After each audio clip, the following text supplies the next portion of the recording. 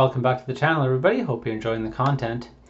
So we've seen this car drive itself around with some successes and some failures in the last few weeks, but I wanted to have a look back at what's really changed in self-driving cars in the last 30 plus years since people have been trying to make this happen. So we'll have a look at that in this video.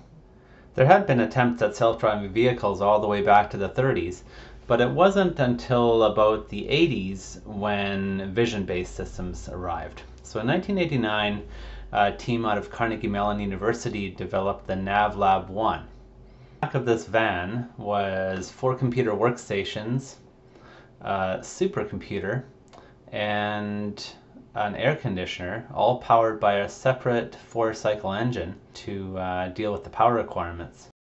But the big truck was driving on its own. Pretty interesting. I had no idea that back in 1989 they had somewhat of a self-driving vehicle. So clearly power requirements have come down a lot since then. But if you look at the way the steering wheel turns around that corner compared to what it does now, it's still pretty much the same. Originally, few people believed that NavLab would ever travel over 5 miles an hour and then be able to stop. So that's about the same. Many people still don't believe that self-driving cars will ever happen, but at least they're stopping for pedestrians in about the same way as they did back in 1989. NavLab ultimately exceeded 20 miles per hour, but children on bicycles were just the kind of object that its vision system had difficulty handling.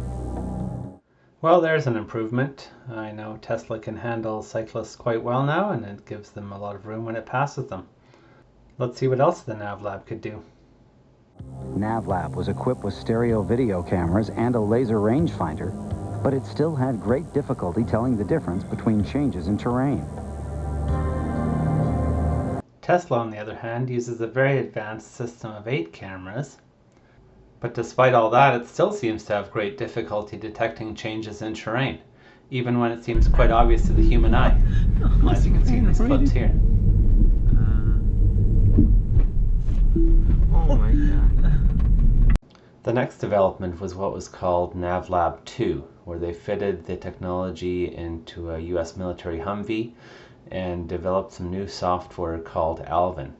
This was the beginning of neural networks and being able to detect the road edges during a drive by a human for the first 5 minutes, and then the software was able to take over from there and perform the rest of the drive autonomously.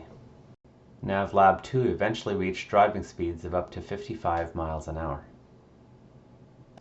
Well, we know Tesla can handle those speeds, and I believe Tesla FSD goes up to 130 kilometers an hour currently.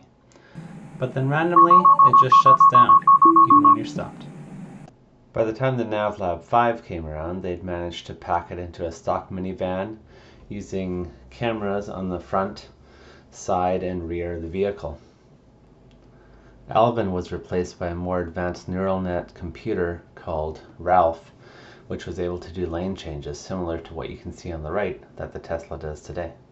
In 1996, NavLab 5 went on the No Hands Across America drive, where Ralph did the driving for 98.2% of the trip. Tesla has been trying to achieve a full self-driving drive across America since 2018, but so far has not succeeded.